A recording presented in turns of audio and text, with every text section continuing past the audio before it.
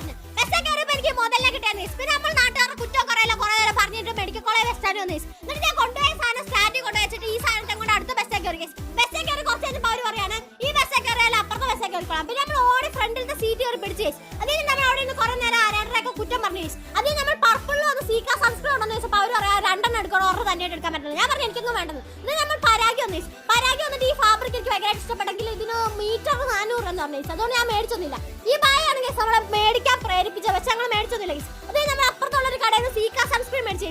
അതായത് നമ്മൾ സ്റ്റുഡിയോ കയറി കഴിഞ്ഞപ്പോഴാണ് എനിക്കൊരു കാര്യം മനസ്സിലായത്. നമ്മുടെ വീടും പുരയുടെ മാത്രമല്ല ചോരുന്ന സ്റ്റുഡിയോ വരെ ചോറുന്നുണ്ടെന്ന്. പിന്നെ നമ്മൾ അതിനെല്ലാം നടന്ന് കുറെ ബ്ലഷ് ലിപ്സ്റ്റിക് ഒക്കെ വാരി പൊത്തി വെച്ചു. നമ്മൾ സ്റ്റുഡിയോ കയറിയപ്പോൾ എങ്ങനെ ഇരുന്നാന്നറിയാം. അത് കഴിഞ്ഞിട്ട് പുറത്തോട്ട് ഇറങ്ങി കഴിഞ്ഞപ്പോഴത്തേന് അവിടെ എല്ലാം ചൊന്ന് ഒരുമാതിരിയാണ് കഴിച്ചിരുന്നത്. അതേ നമ്മൾ ഈസി ബൈലോട്ട് നടന്നു. ഈ വെയിലത്ത് നടക്കാൻ ഞങ്ങൾക്ക് എന്നത്തിന് വിഷമാന്ന് എനിക്കറിയത്തില്ല. എന്നാൽ നമ്മൾ അതിനെ തന്നെ നടന്നു കഴിഞ്ഞിട്ട് ഒരു കഫേ വന്നു.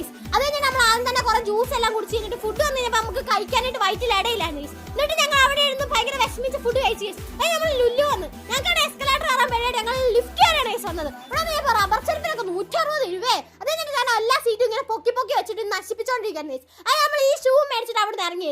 അതപ്പോഴത്തേക്ക് ഞാൻ ഈ സംഭവം കാണുന്നത് ചവിട്ടിക്കൊക്കെ 130 രൂപയാണ്. പിന്നെ നമ്മൾ പേ ചെയ്ത് താഴെ വന്നു കഴിഞ്ഞപ്പോഴത്തേക്ക് ഇവിടെ കുറെ എണ്ണം മസാജ് ചെയ്യാന്നും പറഞ്ഞ് ഭയങ്കരമായിട്ട് സൂചിച്ച് കിടക്കുന്നു. എനിക്കാണ് അവർ കാണിക്കുന്നതോട് ചിരി വരാന്ന്. പിന്നെ നമ്മൾ ഇവിടെ ഒന്ന് മുട്ടയൊക്കെ നോക്കിയെങ്കിൽ ഇതൊന്നും ഒട്ടും അഫോർഡബിൾ ആണെന്ന് മനസ്സിലായി. നമ്മൾ 2 സ്റ്റിക്കേഴ്സ് മേടിച്ചിട്ട് പുറത്തോട്ട് ഇറങ്ങി.